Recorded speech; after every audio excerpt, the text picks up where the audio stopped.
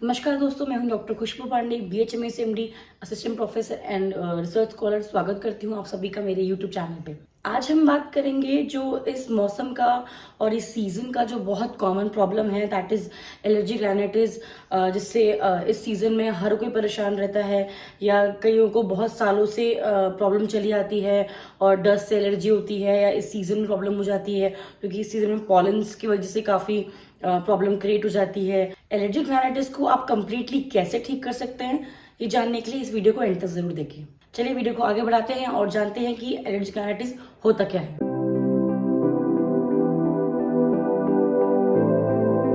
Allergic rhinitis में होता क्या है? इसमें जो कि नाम से पता चल रहा है, एलर्जिक मतलब बॉडी में कुछ एलर्जी क्रिएट हो रही है, एंड राइनाइटिस मतलब कि जो हमारा जो नीजल पोर्शन है उसका इन्फ्लेमेशन हो जाएगा, उसका इन्फेक्शन हो जाएगा, जिस वजह से जो उसके कॉमन सिम्टम्स आते हैं, नाक बहना, छींक आना। तो हम पहले ये जानेंगे कि होता क्या है। जो बॉडी का जो इम्यून रिस्पॉन्स है, जो इम्यूनिटी है, वो ओवर एक्टिव हो जाती है या फिर एग्जीक्यूटेड हो जाती है किसी कुछ पर्टिकुलर या स्पेसिफिक, कुछ आप उसको मेडिकल टर्म में एंटीजेंस कह लीजिए, कुछ भी कॉमन टर्म्स में, जैसे कि फॉर एग्जाम्पल डस्ट हो गया या पॉलन्स हो गया या कोई भी वेदर चेंजेस हो गए। इन सब चीजों के अगेंस्ट जो बॉडी है, उसका जो इम्यून रिस्पॉन्स है वो ओवर एक्टिव हो जाता है, एग्जीक्यूटेड हो जाता है, जिसकी वजह से बॉडी में एलर्जिक रिएक्शंस क्रिएट हो जाते हैं, जो रिजल्ट करता है अल्टीमेटली एलर्जिक राइनाइटिस में। ये फीवर के नाम से भी काफी कॉमन है। इसमें फीवर नहीं होता है, ठीक है, जैसे इसमें फीवर आ रहा है बट ये फीवर नहीं होता है। इसके जो सिम्टम्स होते हैं, जो कॉमन कोल्ड के सिम्टम्स होते हैं, नाक बहना या सर भारी हो जाना या आंखों से पानी आना, नाक से पानी आना, ऐसे कुछ कॉमन सिम्टम्स होते हैं जो कॉमन कोल्ड से रिलेट करता है, बट फीवर इसमें नहीं होता।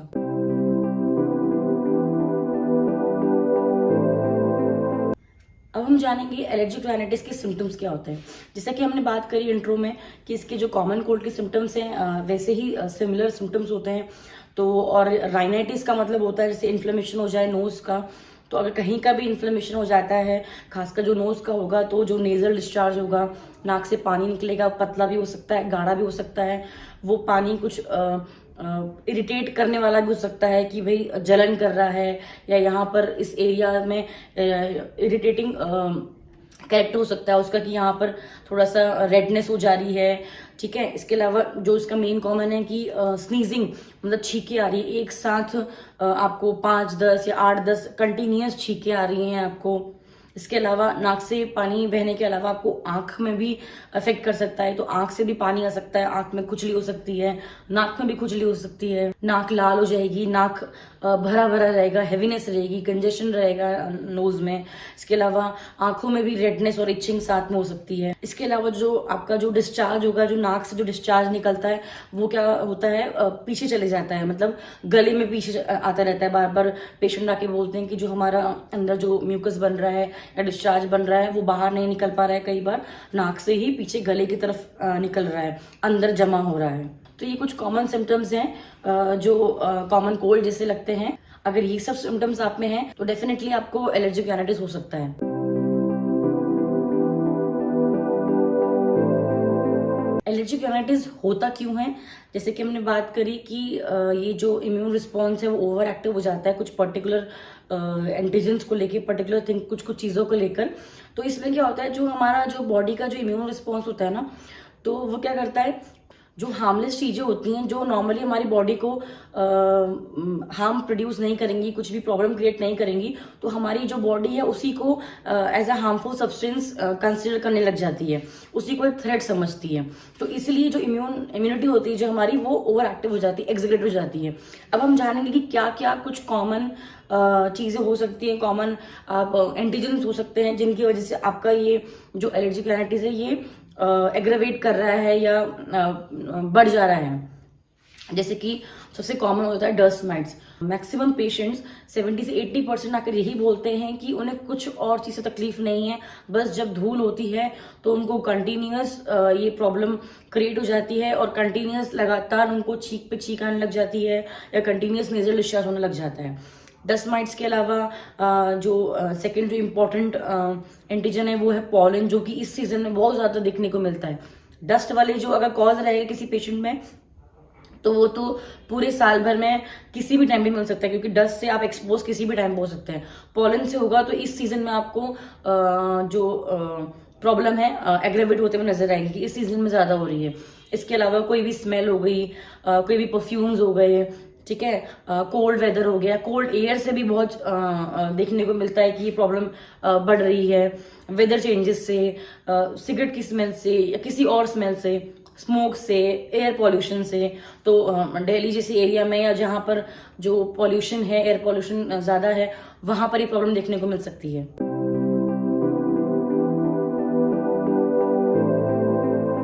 अब हम जानेंगे एलर्जिक राइनाइटिस कितने टाइप्स के होते हैं। ये बेसिकली 2 टाइप के होते हैं, जो हम पूरे टाइम से बात करके भी आ रहे हैं। ये डिपेंड करेगा इसके एंटीजेंस पे या जो भी एलर्जेंस है उस पे। ये 2 तरह के होते हैं, होता है सीजनल, एक होता है पेरिनियल।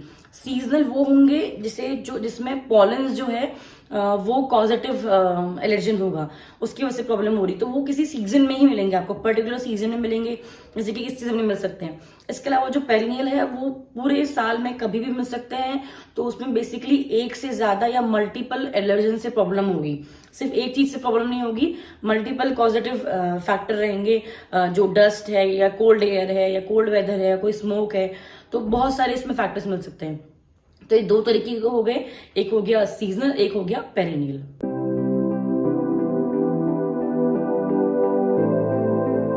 अब इसके रिस्क फैक्टर्स क्या होते हैं?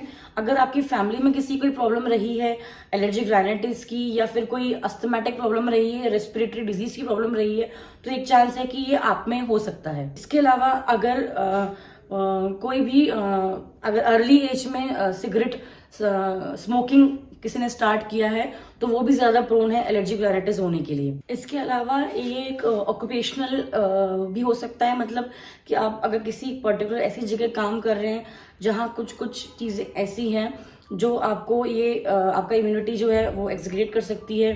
जैसे कि फॉर एग्जांपल आप किसी पेंट की जगह है, अगर उधर काम कर रहे हैं, पेंट की स्मेल से हो सकता है, या फिर जहां स्मोक ज्यादा निकलता है वहां हो सकता है, या आप कहीं रबर फैक्ट्री में या रबर जहां पर आप एक्सपोजर है उसकी वजह से हो सकता है। मतलब जो भी हमने एलर्जीज बताया, अगर उनसे रिलेटेड अगर कुछ भी आप काम में इन्वॉल्व है, किसी भी ऑक्यूपेशन में इन्वॉल्व है, तो आपको ये वहां से भी हो सकता है, क्योंकि आप कंटिन्यूस उसी के एक्सपोजर में रहते हैं। अगर आपको ये बचपन से हुआ है तो चांसेस हैं कि आपको ये एडल्ट तक चल सकता है। अगर आपको एडल्ट वाली एज में हुआ है तो आपके मिडिल एज तक ही कंटिन्यूस रह सकता है। अगर ये आपकी फैमिली में होता है किसी को, तो आप में भी ये चीज हो सकती है।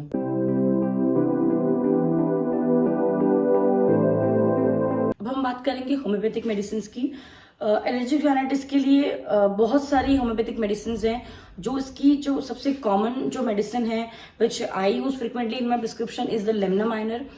लेमना माइनर आप वहां प्रिस्क्राइब कर सकते हैं जहां पर जो पेशेंट है आपको आके ये बोल रहा है कि मुझे कंटिन्यूअस स्नीजिंग रहती है, एक साथ छींकें आती है मॉर्निंग में उठते ही, या फिर कभी भी जो वेदर चेंजेस हो रहे हैं, या कभी भी ठंड ज्यादा हो गई है, कोल्ड एयर से एक्सपोजर ज्यादा हो गया है, ठंड की वजह से किसी ने दिक्कत बताई कि वेदर चेंज हो गया, अचानक ठंडा मौसम आ गया है, उसकी वजह से स्नीजिंग कंटिन्यूस हो रही है, नाक से डिस्चार्ज निकल रहा है, यहाँ पर दर्द हो रहा है, हेडेक शुरू हो गया है, ये आईब्रोज वाले पोर्शन में, इस वाले पोर्शन पूरे में हेवीनेस हो रही है, और जो डिस्चार्ज है वो नाक से गले में भी जा रहा है। तो ऐसे केस में अगर आप लेमना माइनर देंगे 30 में कंटिन्यूस, अगर आप 1 हफ्ता भी देंगे तो आपको बहुत अच्छा रिजल्ट मिलेगा।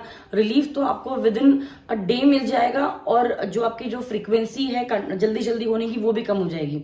बट कंप्लीट ट्रीटमेंट के लिए एज यूजुअल जो मैं आपको पहले ही बोलते आई हूँ कि आप डॉक्टर से कंसल्ट करें और प्रॉपर ट्रीटमेंट लें, क्योंकि इसमें भी टाइम लगता है। इसके अलावा जो कॉमन मेडिसिन है, अगर कुछ भी समझ नहीं आए किसी केस में, तो सबसे पहले आप आर्सेनिक एल्बम दे सकते हैं, जो कि फ्रिक्वेंटली यूज होती है कॉमन कोल्ड के सिम्टम्स के लिए या एलर्जिक राइनाइटिस के सिम्टम्स के लिए। आर्सेनिक एल्बम इसके अलावा आप स्पेशली तब इंडिकेटेड है अगर आपके फैमिली में या आपको अस्थमा की हिस्ट्री रही है, या कोई भी स्किन इरप्शंस की स्किन प्रॉब्लम की हिस्ट्री रही है, साथ में जो आपकी जो प्रॉब्लम है वो मिडनाइट रात के टाइम पे या सोने के बाद आपको बढ़ रही है, तकलीफ बढ़ रही है। आर्सेनिक उन पेशेंट में दी जा सकती है जिसमें एलर्जिक जो राइनाइटिस के जो सिम्टम्स हैं इसके साथ आपको बहुत ज्यादा वीकनेस हो रही है, थोड़ी सी कंप्लेंट्स के साथ आप इतना ज्यादा एग्जॉस्टेड फील कर रहे हैं, बट साथ में आपको बेचैनी भी बहुत हो रही है, ना आप बैठ पा रहे हैं, ना कहीं पर रुक पा रहे हैं। और इसके अलावा आपको कुछ गरम खाने की इच्छा या गरम पीने की इच्छा कर रही है, आपको कुछ भी वार्म थिंग्स लेके आपको अच्छा फील हो रहा है, ऐसे केस में आप जो आर्सेनिक एल्बम है 30 में ही कंटिन्यूस यूज कर सकते हैं कुछ दिन। इसके अलावा जो एलर्जिक राइनाइटिस की एक बहुत कॉमन और इम्पोर्टेंट मेडिसिन है वो है एलियम सीपा। इसमें आपको जो नेचुरल डिस्चार्ज मिलेगा, नाक से पानी आएगा जो कि बहुत इरिटेटिंग होगा, आपको परेशान करेगा, आपके जो नाक के यहाँ पर साइड है वो छिल जाएंगे, आपको जलन भी रहेगी, पानी बहुत ज्यादा निकलेगा। इसके साथ आपको आंखों से भी आपका डिस्चार्ज निकलेगा, पानी निकलेगा आंखों से, बट वो परेशान नहीं करेगा, बट कंटिन्यूस पानी निकलता जाएगा। जो नाक का पानी है वो परेशान करेगा, पर जो साथ में जो आंख से पानी निकल रहा है वो परेशान नहीं करेगा। इसमें जो आपको जो पेशेंट है जो स्प्रिंग सीजन में ज्यादा दिक्कत मिलेगी आपको। इसके अलावा जो नाक से डिस्चार्ज निकल रहा है वो इतना इरिटेटिंग होगा, इतना परेशान करेगा कि कई बार जो नोज के इस साइड या फिर जो अपर लिप्स का एरिया ये पूरा छिल देता है, यहाँ पर ड्राइनेस या फिर छिला छिला हो जाता है, रेडनेस हो जाती है। तो जो ये सिम्टम्स हैं वो आपको इवनिंग शाम के टाइम पे या फिर कुछ भी गर्म जगह जाएंगे, आप गर्म रूम में जाएंगे तो ये प्रॉब्लम एग्रेवेट हो जाएगी, ये प्रॉब्लम बढ़ जाएगी। और खुली हवा में और ठंडी जगह में रहने से इसमें आपको आराम मिलेगा एलियम सीपा में। तो ऐसे में आप एलियम सीपा 30 में यूज कर सकते हैं। अगर आपको ये प्रॉब्लम इसी सीजन में, जो अभी सीजन चल रहा है, इसमें अगर रहती है तो जो भी आपको मेडिसिन बताई है इसके साथ में आप जो यूकेलिप्टस मदर टिंचर है वो यूज कर सकते हैं। 10 ड्रॉप आधे कप पानी में दिन में 3 बार कंटिन्यूअस 1 महीने तक या 15-20 दिन तक। तो जो आपकी जो इंटेंसिटी, जो फ्रीक्वेंसी है होने की जल्दी जल्दी वो कम मिलेगी और डेफिनेटली आराम मिलेगा। इसके अलावा जो second mother tincture I would suggest कि अगर एलर्जिक राइनाइटिस के जो भी सिम्टम है उसके साथ अगर आपको थोड़ा सा अस्थमेटिक फीलिंग हो रही है, सांस लेने में तकलीफ हो रही है, तो साथ में आप पोथोस मदर टिंचर का यूज कर सकते हैं। ऐसे ही 10 ड्रॉप दिन में 3 बार कंटिन्यूस 15-20 दिन या 1 मंथ तक। Thank you for watching this video. अगर आपको ये वीडियो पसंद आए तो वीडियो को लाइक करें, शेयर करें, और अगर आपको कोई डाउट्स हैं या आप चाहते हैं कि किसी टॉपिक पे वीडियो बने तो कमेंट बॉक्स पे तो कमेंट करके आप हमें सजेशन दीजिए। अगर आपने अभी तक चैनल को सब्सक्राइब नहीं किया है तो चैनल को जरूर सब्सक्राइब करें और बेल आइकन दबाएं लेटेस्ट अपडेट के लिए। I will be back with another video soon.